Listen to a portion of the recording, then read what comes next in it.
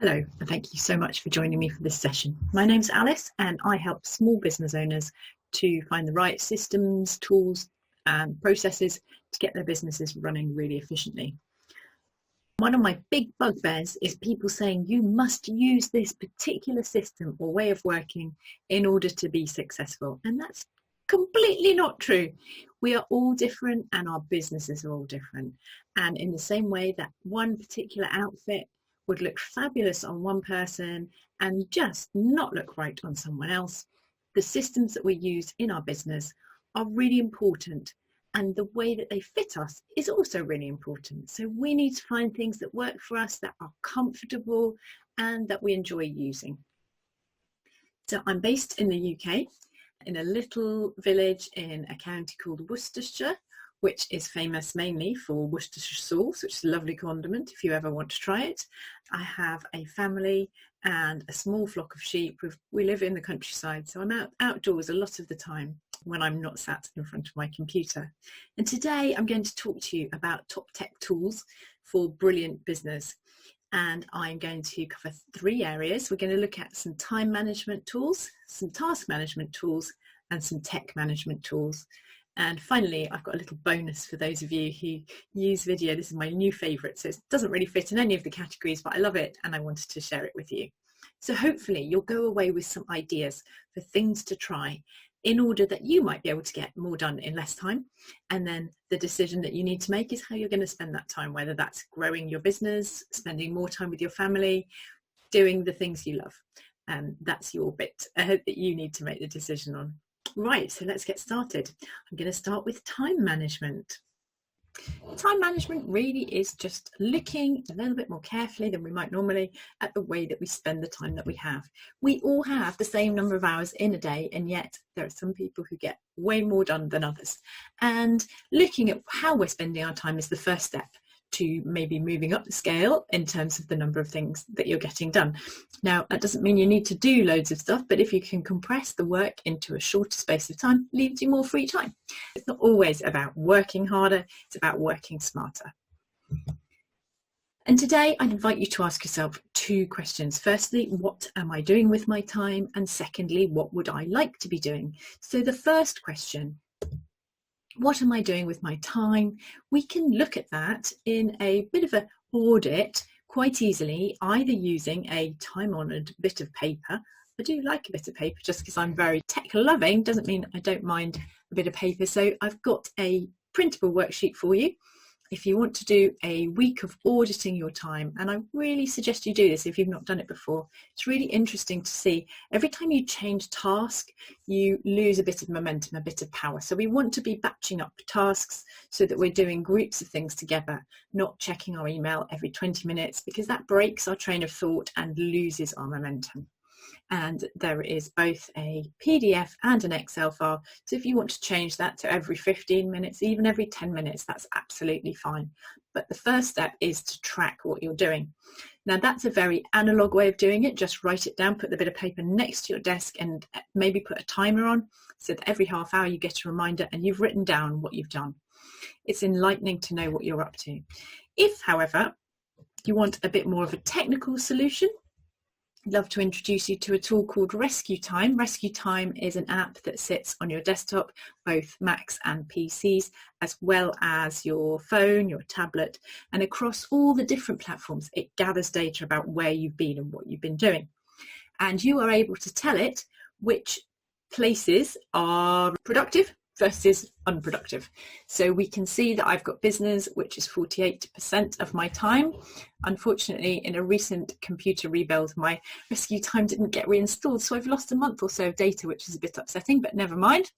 So you can see that business, which is what I should be doing during the day, I spent 48% of my time on it. Nearly an hour and 45 minutes on communication and scheduling. So that's Zoom and Gmail. Maybe I could recategorize Zoom, particularly at the moment, as I'm doing so many meetings on it. And I can also set goals for how much time I want to be productive and how, both positive and negative goals. So I want to spend less than an hour on Gmail every day. I didn't succeed on that particular day, but install that. It's really insightful and a great way to give you a kick to perhaps start to take a little bit more control over your time. What would you like to be doing with your time? So last year I ran a series of interviews with small business owners asking them what their favourite piece of tech was, and I was amazed that about 50% of them came out with the same tool. And it's not a fancy tool, it's actually Google Calendar. And Google Calendar is so powerful if you set it up right and you use it right. So let me just show you what I'm talking about in the hopes that maybe you too can become a Google Calendar fan. So if we open Google Calendar, this is just a plain old week. So we've got nothing particular showing at the moment. What I do is I start each year by thinking about how much time I need to devote to each area of my business. And from that, I create what I call a default calendar. And this is my business basics calendar. So I'm just going to switch that on. And the joy of Google is it allows you to use these different calendars all at once. I've got my family calendar and some of the other tools that I use. And this is my default week. So I start every Monday with some masterminding or CEO time. I also do marketing on a Monday afternoon. I've got 2 full days booked in here for my client work. And I've got social content creation on Friday morning and a newsletter creation on Friday afternoon. So that's all lovely. And I can hear you going, yeah, but that's not how my life works. And I completely agree. So what happens then is that my real life calendar, that's just the ideal. And what that means is that each week I'm making sure that there is space in my diary for these activities. And I overlay that onto the reality. So I have a CEO meeting, so I have a group of people that kind of get together and we act as each other's CEOs. So every Monday I'm meant to be doing this mastermind meeting, but I am also now clashing here with this CEO time. So if I look, the business basics calendar allows me to just move that over here. So that's still occurring, and I'm just going to change this one event. So I should have said each of these events is in as either a weekly or a monthly recurring task. So you can see across the top, I've also got my run my malware scan. That's a Monday morning activity. I've got a Patreon payment due. Great to have all your payments in your Google Calendar so you're not got any surprises. I've got QuickBooks payment coming out on Thursday. Bank holiday on Friday. That's nice. So I'm not going to be creating any social content on Friday. I've also got a networking meeting here. So I can see that this week is looking a little bit tight, and I've got 2 networking meetings, but actually my client work is a bit quieter this week, so I could edit this down so that it wasn't going to take up so much of my day, just this event. And in the morning I will network, in the afternoon I will do the client work. So can you see how that happens? And so if I maybe don't even manage to do something one week, maybe I don't get round to doing my social content or my marketing, I could just say, I definitely can't fit it in. It's my daughter's birthday on Sunday. I've got so much on. What I'm going to do is move my marketing from this week into next week. I'm going to spend 2 half days on marketing next week, and I can just drag it, just that event, so that I'm still making space in my diary for that work because it meets my goals as a business. So I've now got a free afternoon, and actually from my personal life perspective, that's much better. I can get ahead for my daughter's birthday, pressure's off. I've got complete flexibility over this diary. It's not going to rule me, but I can see what I'm up to. Okay, that was Google Calendar.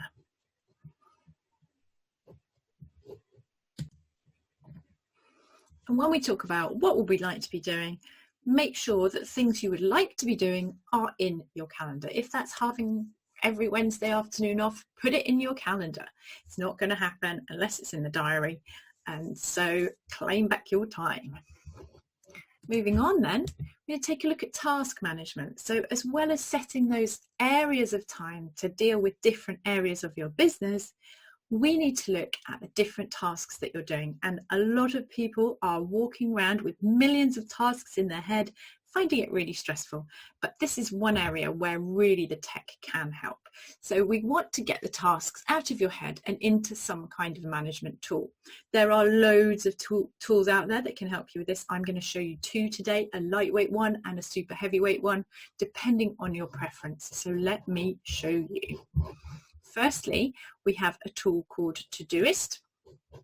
We're going to start off by taking a look at Todoist, and Todoist is a lovely to-do list tool. Again, this works on your phone, your desktop, your Apple, your Android, all of the platforms. And that's where it's really powerful, because wherever you are, your to-do list is with you. You can create different projects within your to-do list. So you can see this is all listed at the moment by date. And we've got backup websites, which is a recurring task. So the same as your diary, you could set your recurring tasks in Todoist. And to add a task, you simply click the plus button, you pop in the task. You can give it a date. Maybe I'll do that on Tuesday. We can give it a label, we can give it a priority, and we can add reminders. Some of those features are on the premium. I use the free version. I have had the premium one, but I found it so good on basic that it was plenty for me. Once you do something, and I did actually back up the websites, I just forgot to tick, I tick there. So I can see both all the things that are in my inbox. So these are all the things that I need to do.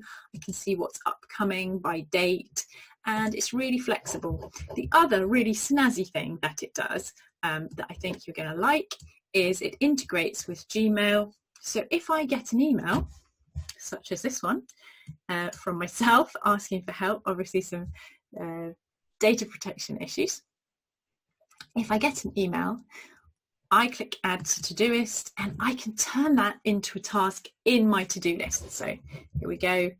I'm just going to add it as a task.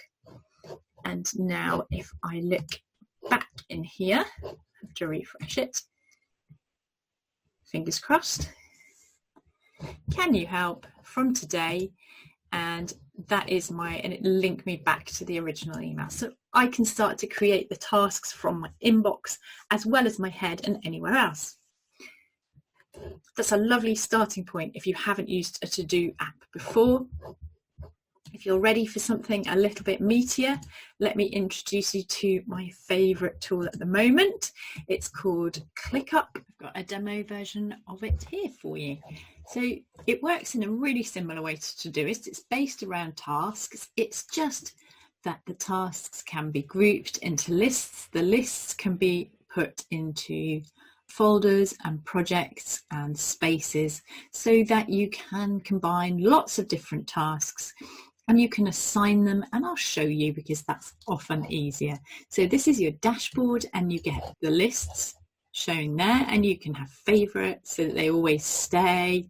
We can create our own dashboard if we want to. We can keep documents in here. So I've got a branding document, easy to refer back to at any point where I might need a logo. I've got my social shares, so all my social media links are in one place, makes it just quicker. And these are my trending tasks. So these are tasks that need doing at the moment or that have had activity on them. And if I'm sharing this portal with other people, comments that have been assigned to me and people mentioning me. So there's a kind of a chat tool that sits within it that allows you to communicate instead of sending emails back and forth. We can look at things by task. And you can see down this left-hand side, we have spaces. So spaces are kind of like projects, depends on how your brain works. This tool calls them spaces. Other tools might call them projects. And I have 3. So in my life, I have client-dictated work, my work. So I treat that more as things that I'm in control of rather than things that my clients ask me to do. So my work would be things like marketing, admin, finance. And personal, because my personal life is obviously going to impact on my work, and it's a great way of making sure that I don't overcommit. Now, if I go to the list view, so the great thing is about this tool that it allows you to view things in lots of different ways. Most people will pick one way and stick with that. But it does mean that if you're working with other people, so say you work with someone who loves Trello and you can't get on with the board, it doesn't matter because you can both view exactly the same data in different ways. And like I said, it's all dependent. It all starts with the task. So we can add new tasks really easily, but let me show you one that's already been created.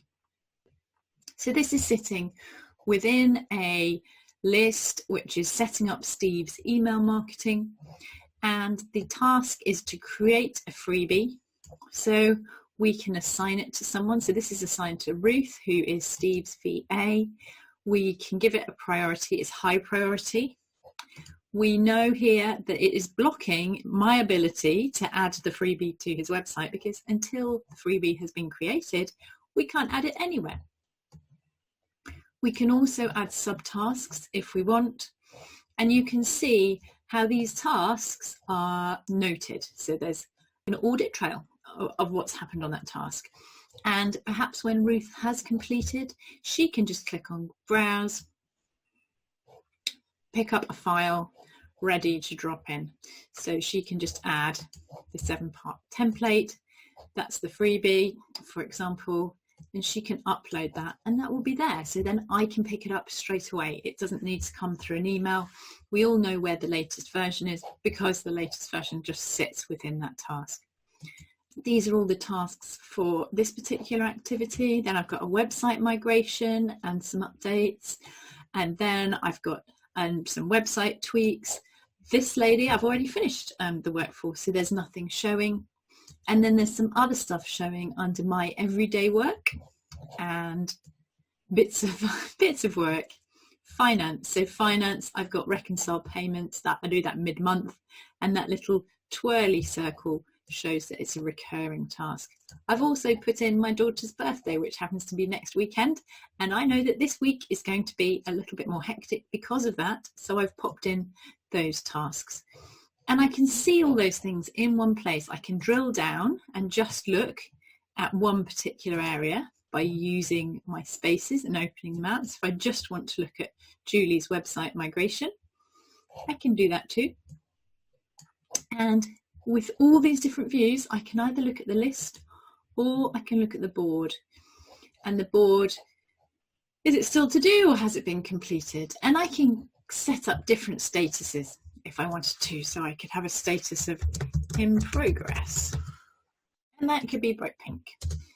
And maybe I can choose to set that status across my whole space of clients or just on Julie's. So you can configure it exactly to work with the way that you want your business to be managed. Backup emails, right, that's in progress. And then when I've completed something, I just click to close the task and it automatically moves it into that completed area. So I can see what's happened. As with Todoist, I can also use, if I get an email in, open that email, just need to click on the little click up button once I've installed their Chrome extension, and I can create a new task or I can attach it to a pre-existing task. I can also track time if I want to, but I'm going to add it to a new task. Where am I going to put that? I'm going to put it in everyday tasks. When I go back to ClickUp, if I look under my work, every day, can you help? So the email is now attached and it's actually there as the full document. Unlike with Todoist, which just assigns a link back to the original email, this one saves the document in. And then I can look at all my stuff. So if I find looking at the everything view, either as a list or on a board. Board doesn't work for my brain. I can also hop this over so we can see a little bit better. I really love being able to see the calendar, and fairly easy to sync that to my own Google Calendar. Just down the bottom here at the settings, I can say, yes, connect this to my Google, or you can see to Apple or Outlook. And what do I want it to be synced? Everything. And you can sync it to my main calendar. And then if I look at my calendar, my Google Calendar that I've just synced with, I can see that the tasks for the week are ready, shown in this lilac colour, which I can change under my calendar settings. I hope that gives you an overview of this fabulous tool. Great free options, up to 5 spaces. You get limited on the amount of uploads you can do, but it's not a pricey tool. It's $5 a month or thereabouts per user. So it's not going to break the bank. And it really is a way of getting everything in one place so that your brain can be emptier, you can feel calmer and enjoy your work and your life a little bit more. So we've talked about time management, we've talked about task management. The other thing I wanted to talk to you about was tech management. And this is an acknowledgement that technology really can take over our lives if we're not careful. And I've got a lovely little app that I'd like to share with you. It's called Forest. Open it, here we go. And it works on desktop and on phone, but most useful I find on phone. So I'm going to just talk you through it. It's basically, those of you who remember Tamagotchi, you have to grow your tree and keep it alive. So you pick a period of time that you want to be focused for, and at the beginning of that period, you plant a tree on your app. And whilst the timer is going, your tree grows. And if you leave the app during the growing period that you've set, the tree will die. And over time, you build up your own little forest. And you can do that with a group of people or on your own. And one of my most favourite things is that as you grow a tree, you get leaves or coins, whatever it is, you get rewards. And when you get to 2,500 rewards, you can cash those in to actually plant a tree, a real tree somewhere in the world. So your focus helps to plant trees.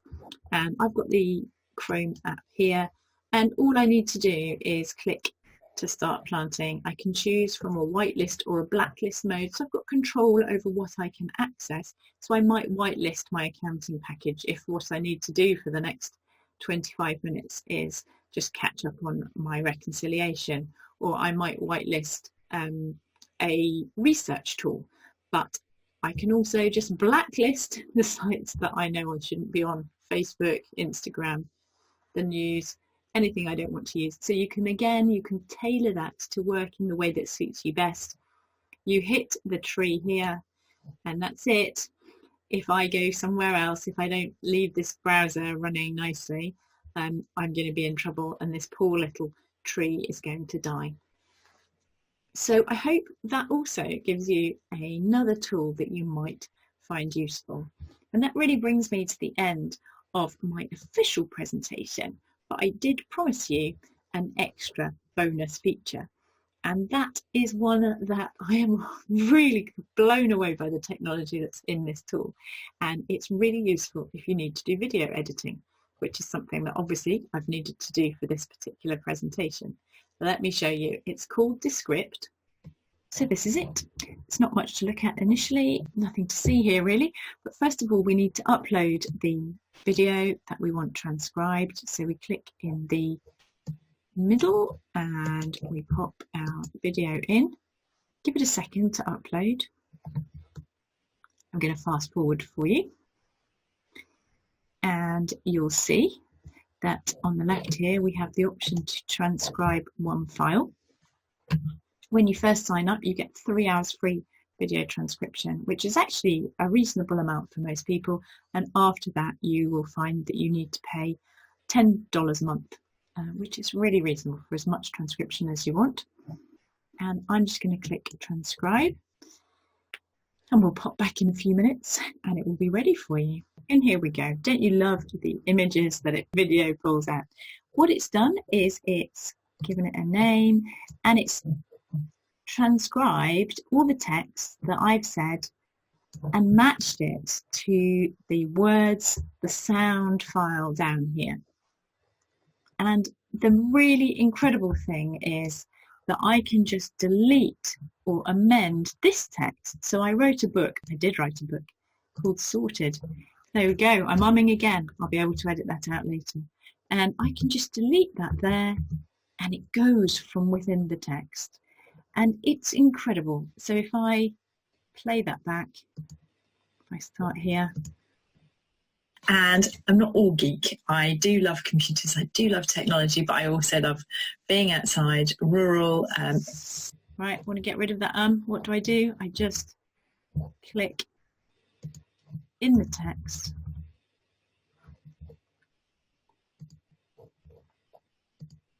Rural Worcestershire, which is in the middle of the UK, have a small flock of sheep. So I'm not all geek.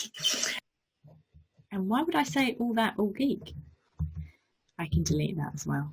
I hope you think that's as incredible as I do. It's a really, really nifty way of editing your ums and ers and ahs. You can even take out whole paragraphs if you want. I hope you get better thumbnails than me. So that pretty much leads me to the end of my presentation. I hope you've enjoyed the session. If you have and you'd like to keep in touch, I would love to welcome you to my Facebook group. So no promos, tech-loving place to come and find out about the latest things that I'm playing with, like Descript and other tools, and get some answers to your techie questions. I did promise you a picture of sheep, so that is one of my lambs and my lovely ewes. I think you'll agree, rather beautiful. Thank you so much for your time today. I hope you found something useful.